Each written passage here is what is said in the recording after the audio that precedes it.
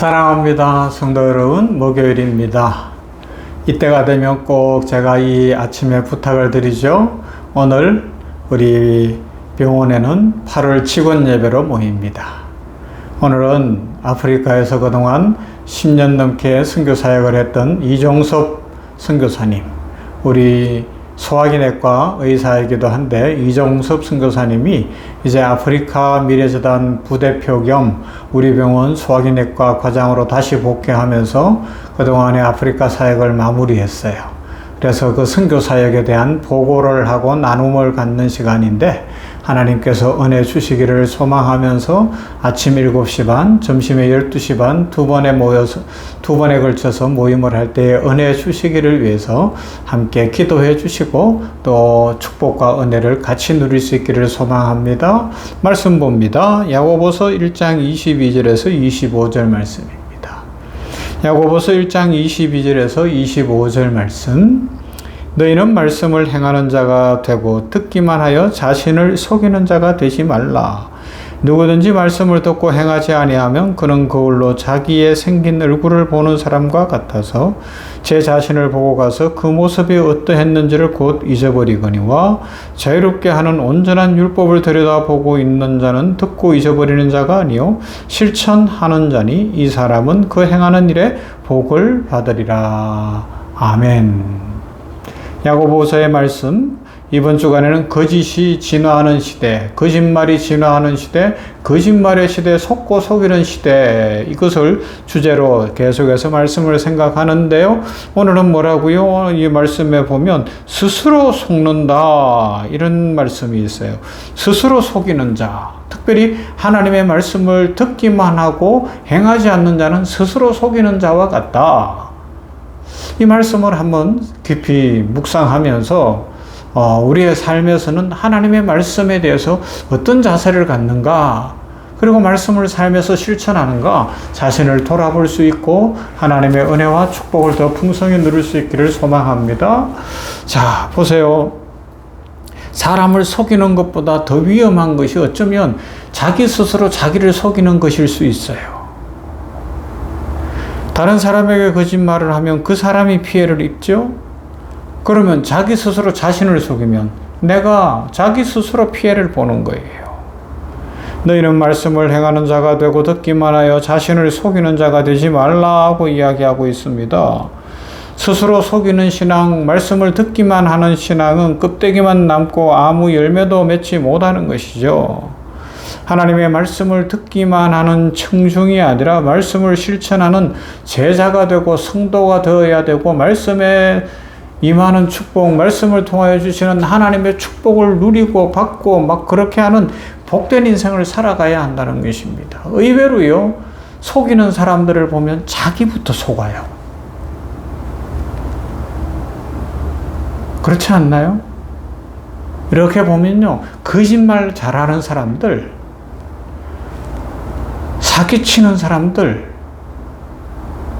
이런 사람들을 보면 자기 스스로 하나님인 줄 알고 있고요. 자기 스스로 자기가 속고 있다니까요. 자기는 막 너무 괜찮은 사람인 줄 아는 거예요.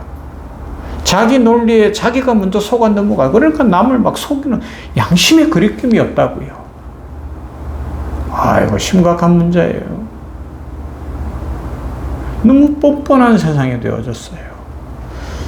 우리 성도들은 한번 하나님 앞에서 생각을 해봐야 돼요. 나는 지금 어떤가?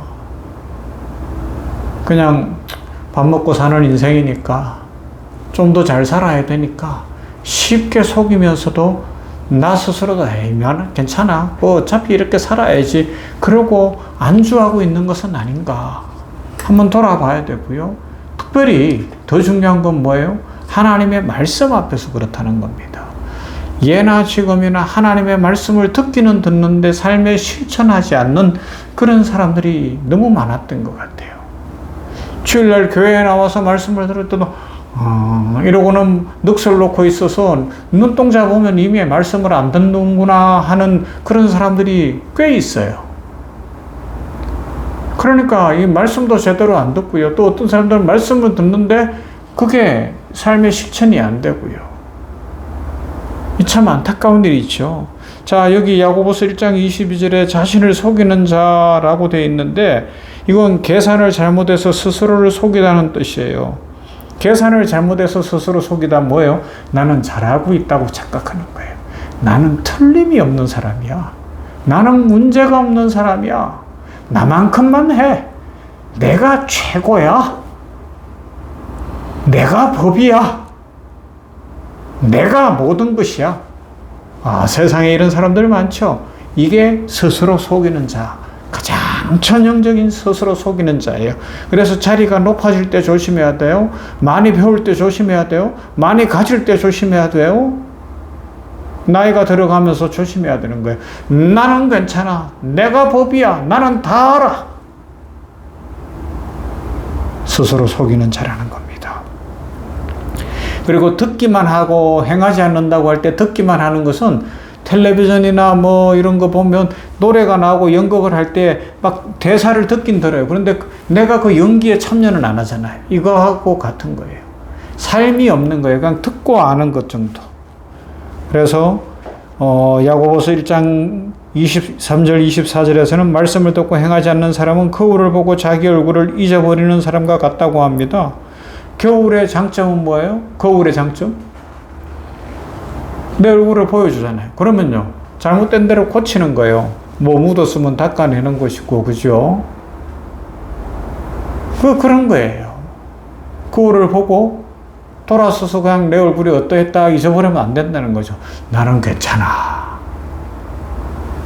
하기사 요새는 너무 거울을 많이 봐서 성형외과가 붐을 일으키고 막 성업을 하고 있으니 뭐 그렇긴 한데, 자, 1장 25절에서는 자유하게 하는 온전한 율법은 복음을 가리킵니다.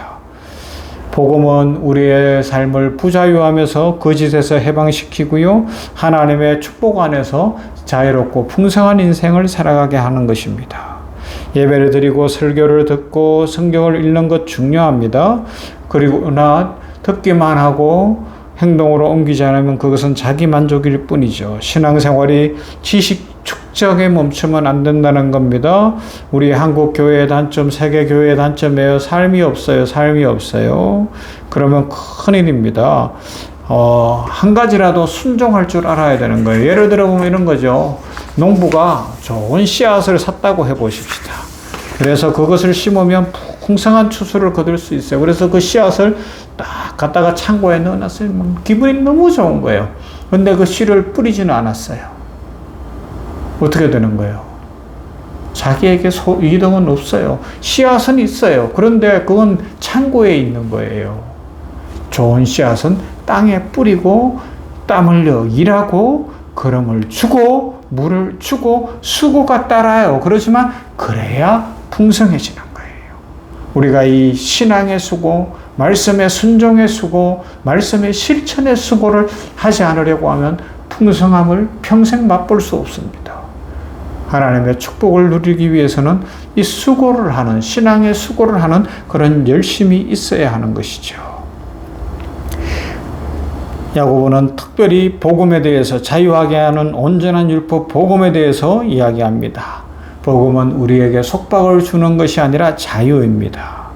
말씀대로 사는 것이 제약처럼 보이고 어려운 것처럼 보이지만 실제로는 죄의 권세에서 벗어나게 하기 때문에 속지 않게 하고요. 그러니까 평화를 누리게 하고요. 평안을 누리게 하고요. 자유하게 하는 거예요. 그래서 말씀이 복인 줄로 믿습니다. 말씀에 순종할 때 죄의 사슬이 끊어집니다. 진정한 자유는 나 하고 싶은 대로 하는 것이 아니라 하나님이 기뻐하시는 대로 살 수 있는 능력이 자유인 줄로 믿습니다. 말씀은 거울과 같아요. 거울을 보고 자기 모습을 잊어버리는 것이 아니라 거울을 보고 어디가 잘못됐는지를 고치는 것처럼, 옷매무새를 고치는 것처럼 우리들도 말씀을 듣고 실천하여서 풍성한 인생, 삶의 실천이 있는 인생, 삶에서 하나님의 은혜와 하나님의 축복을 누리도록 진정으로 삶의 변화가 있는 인생을 살아갈 수 있기를 바랍니다. 하나님은 오늘도 이렇게 변화되어진 인생, 실행이 있고 실천이 있는 인생을 찾으십니다. 하나님이 찾으시는 바로 그 한 사람 되시기를 주님의 이름으로 축원합니다. 사랑과 은혜가 풍성하신 하나님 감사합니다. 하나님의 말씀을 듣고만 있는 자기 기만에 빠지지 않게 하여 주시옵시고 말씀을 들을 때마다 삶 속에서 실천할 수 있는 믿음과 용기와 능력을 주시옵시고 말씀 안에서 자유하게 하여 주시옵소서. 오늘 있을 우리 샘병원 직원 예배, 안양 샘병원의 이 직원 예배를 축복하시고 아버지의 복으로 채워주시고 아침 7시 반에 은혜가 넘치고 아버지여 점심 12시 반에 은혜가 넘치며 말씀을 선포하고 그동안의 선교사역을 나눔을 갖고 보고하는 이종섭 선교사를 축복하시며 그 가정에 복을 주시며 우리 찬양팀을 붙들어 주시고 그들의 수고 위에 하나님이 축복으로 채우실 뿐만 아니라 그 찬양을 통하여 하늘이 열리고 우리 직원들의 마음이 열리는 역사가 일어나게 하여 주시옵소서. 우리가 말씀을 듣고 행하는 자가 되어서 아버지 하나님이여 속지 않는 자, 속이지 않는 자 되어 하나님을 기쁘시게 하고 하나님의 축복 속에 평강이 임하고 기쁨이 임하고 자유가 임하고 풍성한 축복을 누리는 인생 되게 하여 주시옵소서. 예수님 이름으로 기도하옵나이다. 아멘. 찬송할까요? 487장입니다. 어둠 후에 빛이 옵니다.